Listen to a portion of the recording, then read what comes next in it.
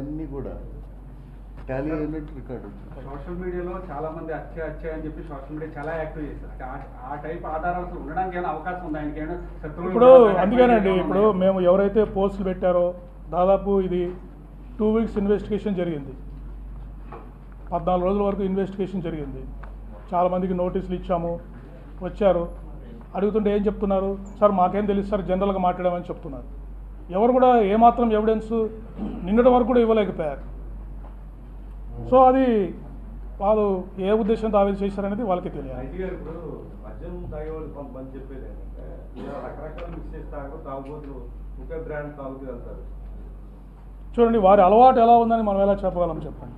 వారి మద్యం సేవించే అలవాటు ప్యాటర్న్ ఉందని ఎలా చెప్పగలం చెప్పండి?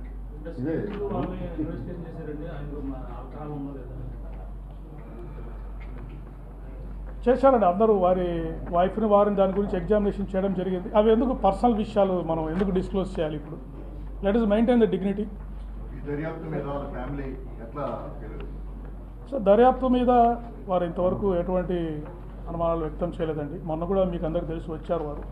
పోలీసు మీద భరోసా ఉంది వారికి. ఇన్వెస్టిగేషన్ ఫైండింగ్స్ కూడా వారికి తెలియజేస్తాం.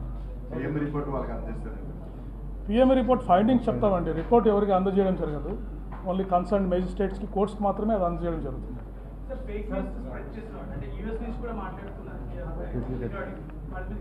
అందుకే ఇవన్నీ ఎన్ని కేసులు? 11 కేసులు రిజిస్టర్ చేయడం జరిగిందండి. ఒకరిని అరెస్ట్ కూడా చేశాము. 2 మందికి నోటీసులు కూడా ఇచ్చాము. ఎవరైతే అబ్రాడ్ నుంచి మాట్లాడుతున్నారో అది కూడా ఎవరు మాట్లాడుతున్నారని వారిని ఐడెంటిఫై చేయడానికి ట్రై చేస్తున్నాము. లీగల్ మెజర్స్ ఏదైనా ఉంటే అది కూడా తీసుకొని వారిని ఇండియాకి రప్పించే ప్రయత్నం కూడా చేస్తున్నాం.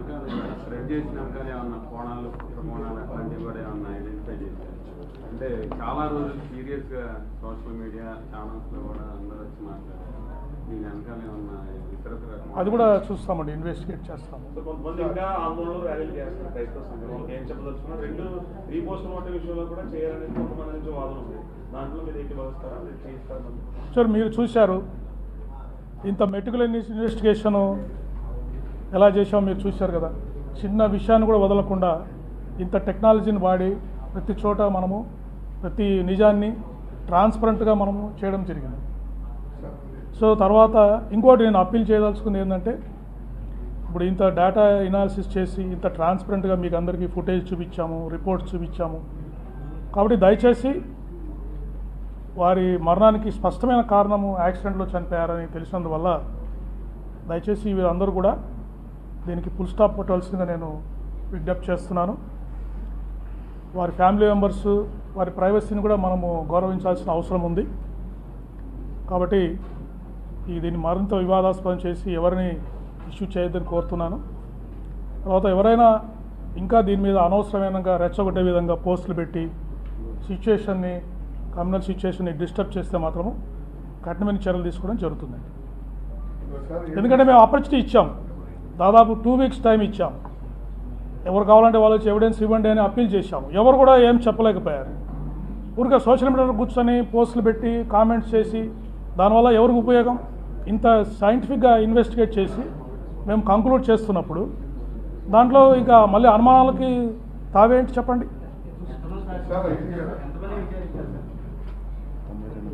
దాదాపు 92 మంది విట్నెస్లను ఎగ్జామిన్ చేశామండి. డిపార్ట్మెంట్లుగా రోడ్డు ప్రమాదాలు కొత్త కాదు, హత్యలు కొత్త కాదు. ఇప్పుడంటే సీసీ ఫుటేజీలు, ఫోన్ కాలింగ్స్, ట్రాపింగ్లు ఇవన్నీ వచ్చాయి. యాక్చువల్గా వాస్తవం ఏంటనేది డిపార్ట్మెంట్లుగా ఈపాటికే ఎప్పటికో అన్నీ అర్థమైపోయాయి. కానీ డిస్ప్లే అంటే చెప్పడంలో ఎందుకు మీరు ఇంత తాత్సారం వహిస్తూ స్టెప్ టు స్టెప్గా అన్నీ ఎందుకు? దీని వెనుక మీకు ఎవరో వెనకాల నుంచి ఒత్తిడి తెస్తూ మీరు ఇలాగే మాట్లాడాలి, ఇలాగే చెప్పాలి అనేది బయట జనరల్ టాక్.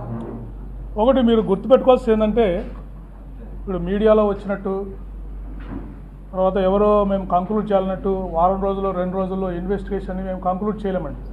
అల్టిమేట్లీ మేము are answerable to the everybody. Okay, ఏదైనా ఫైండింగ్ వచ్చినప్పుడు కాంక్రీట్గా చూసిన తర్వాతనే మనం చెప్పాలి, నిర్ధారించుకున్న తర్వాతనే చెప్పాలి. For example forensic analysis report వచ్చి మనకు 2-3 days అయింది. సెంట్రల్ ఫోరెన్సిక్ ల్యాబొరేటరీ రిపోర్ట్ వచ్చింది, నిన్న మొన్న వచ్చింది.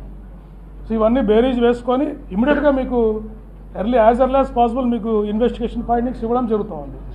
ఇంకా డిలే ఏముంది చెప్పండి దీంట్లో. అంటే మీకు ఫర్ ఎగ్జాంపుల్ అయిన 1 వీక్లోనే మీకు ప్రిలిమినరీ ఫైండింగ్స్ ఇచ్చాం. నేను 29వ తారీఖు ప్రెస్ మీట్ పెట్టి ఇన్వెస్టిగేషన్ ఈ విధంగా జరుగుతూ ఉంది, ఇది ఈ విధంగా సీసీటీవీ ఫుటేజ్లు ఈ విధంగా ఉన్నాయి, యాక్సిడెంట్ స్పాట్లో ఈ విధంగా స్లోగా వెళ్ళింది, పోస్ట్ మార్టం ప్రిలిమినరీ కాజ్ ఏమి ఇచ్చారు డాక్టర్స్ అని ప్రిలిమినరీ ఫైండింగ్స్ అప్పుడున్న ఫైండింగ్స్ మేము ఇవ్వడం జరిగింది. తర్వాత ఈ గ్యాప్లో ఈ సైంటిఫిక్ అనాలిసిస్, టెక్నికల్ అనాలిసిస్ ఇవన్నీ చేసి కంక్లూడ్ చేయడం జరిగింది. కాబట్టి ఈ టైం పడుతుంది మినిమం. మామూలుగా ఇన్వెస్టిగేషన్స్లో కొన్ని కేసెస్లో 60 days పట్టవచ్చు, గ్రేవ్ కేసెస్లో మాకు 90 days టైం లిమిట్ ఉంది. కానీ ఈ కేసు ఉన్న ప్రాధాన్యత ల్యాబ్స్ కూడా చాలా టైం తీసుకుంటాయి, ఇవన్నీ అనాలిసిస్ చేయడానికి చాలా టైం తీసుకుంటాయి.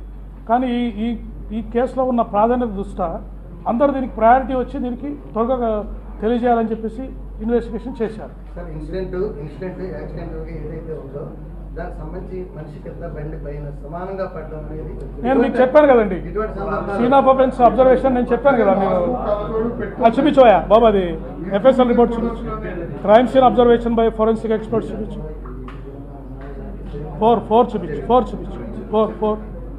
4 నెక్స్ట్ ఫోటో ఇది చూడండి. ఇక్కడ రోడ్ కండిషన్ చూడండి ఎలా ఉంది. రోడ్ కండిషను మామూలుగానే మీరు వస్తుంటేనే 30-40లో వస్తుంటే